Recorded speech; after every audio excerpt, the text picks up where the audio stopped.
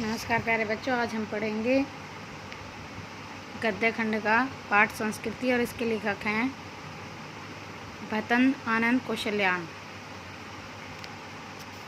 संस्कृति एक निबंध शैली में लिखा गया है और इस निबंध में लेखक ने सभ्यता और संस्कृति में संबंध तथा अंतर को स्पष्ट किया है। इन दोनों शब्दों को समझाने के लिए लेखक ने दो उदाहरण दिए हैं। पहला उदाहरण उस आदमी का जिसने सबसे पहले आग का आविष्कार किया होगा और दूसरा उस व्यक्ति का जिसने सुई धागे का आविष्कार किया होगा। इस आधार पर लेखक का मानना है कि जिस योग्यता, प्रवृत्ति तथा प्रेरणा के बल पर आग और सुई धागे का आविष्कार हुआ वह व्यक्ति विशेष की संस्कृति है और उसने जो नई चीज़ आविष्कृत की उसका नाम सभ्यता है।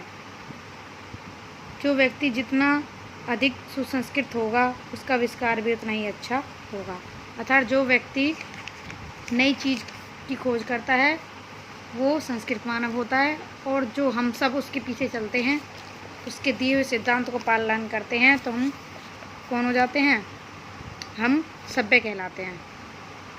न्यूटन ने गुरुत्वाकर्षण के सिद्धांत का आविष्कार किया था, इसलिए वह संस्कृत मानव था।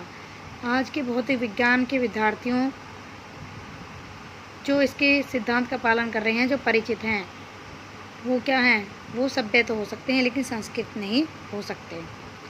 प्रत्येक आविष्कारक के पीछे कोई ना कोई प्रेरणा रहती है। आग के आविष्कार के पीछे पेट भरने की और सुई धागे के आविष्कार के पीछे तन ढकने की प्रेरणा रही होगी जरूर। ऐसे ही व्यक्ति संस्कृत व्यक्ति होते हैं। भौतिक प्रेरणा और जानने की इच्छा ही मानव संस्कृति के माता पिता हैं। जैसे लेनिन का डबल रोटी के टुकड़ों को स्वयं न खाकर दूसरों को खिलाना, कार्ल मार्क्स जीवन भर मजदूरों को सुखी देखने में लगे रहे, सिद्धार्थ मानवता के उत्थान के लिए गृह त्याग कर गए। इस प्रकार सब कुछ त्याग करने वाले महामानवों में जो मानव है वही संस्कृति है।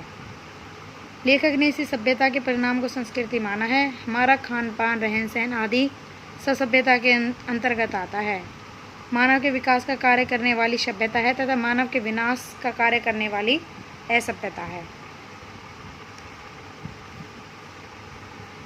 संस्कृति यदि कल्याण की भावना से रहित होगी वह क्या बन जाएगी? असंस्कृति बन जाती है। आज हमारे देश में हिंदू और मुस्लिम संस्कृति के खतरे की बात कही जाती है। लेखक के अनुसार हम न तो हिंदू और न ही मुसलमान संस्कृति को समझ पा रहे हैं। लेखक को इस बात का खेद है कि जिस देश में पानी और रोटी का भी हिंदू मुस्लिम में बंटवारा हो वहाँ संस्कृति के बंटवारे पर आश्चर्य होना चाहिए। मनुष्य जब भी अपनी बुद्धि और मित्रता के भाव से किसी नए विचार का दर्शन करेगा और उसकी रक्षा के लिए किसी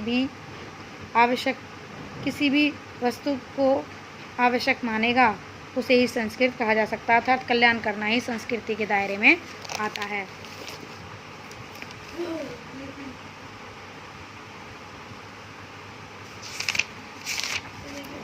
अब इसके प्रश्न उत्तर देखना। पहला प्रश्न है, लेखक की दृष्टि में सभ्यता की संस्कृति की सही समझ अब तक क्यों नहीं हो पाई है? दूसरा है, आग की खोज एक बहुत बड़ी खोज क्यों मानी जाती है? इस खोज के पीछे रही प्रेरणा के मुख्य स्रोत क्या रहे होंगे? चौथा है, तीसरा, वास्तविक अर्थ में संस्कृत व्यक्ति किसे कहा गया है?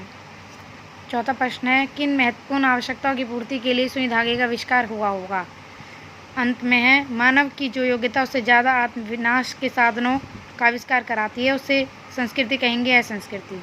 ये प्रश्नोत्तर आपको लिखने हैं और याद भी करने हैं।